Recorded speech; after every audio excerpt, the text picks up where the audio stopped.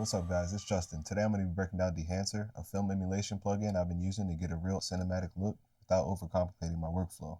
I'm going to show you how to use it, walk you through the settings, and show you some real before and after so you can actually see what it does. First thing I'm going to do is I'm going to put my CST on. I'm going to go from S-Log3 into DaVinci Wide Intermediate. Then I'm going to put my CST out on, and I'm going to go from DaVinci Intermediate to Rec 709 Gamma 2.4. Then I'll put one more node right here, and that's going to be my primary balance, offset, and HDR wheels. After I make a couple adjustments, that's the final image we end up with. Then I add Dehancer for my next node. So you add one more node in right here, go up to the effects panel, library, come down here, and just drag the Dehancer right onto there.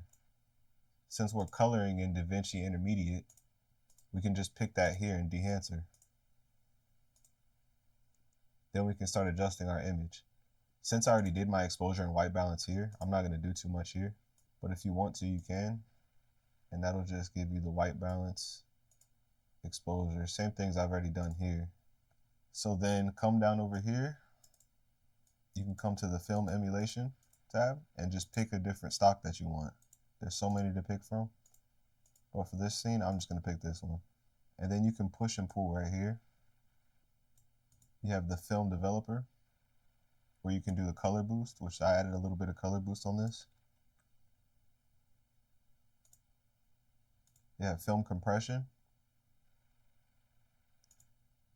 And with this, I'll slide it a little bit so you can see it kind of compresses the whites a little bit. You can use it to expand the black and white point.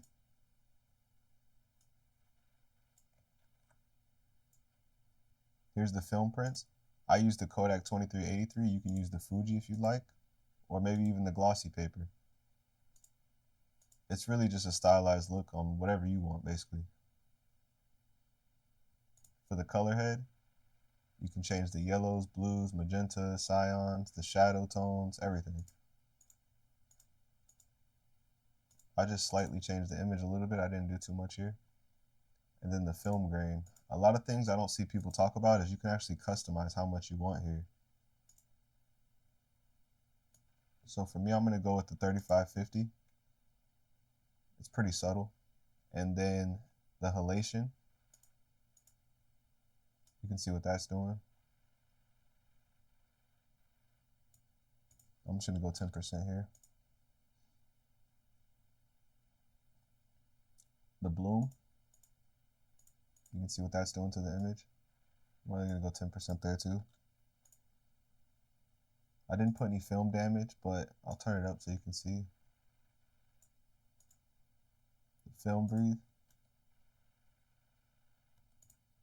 Gate weave. All film characteristics. It also has overscan too, so you can turn this on and you can get different looks from this. Which is pretty cool if that's the look you're going for.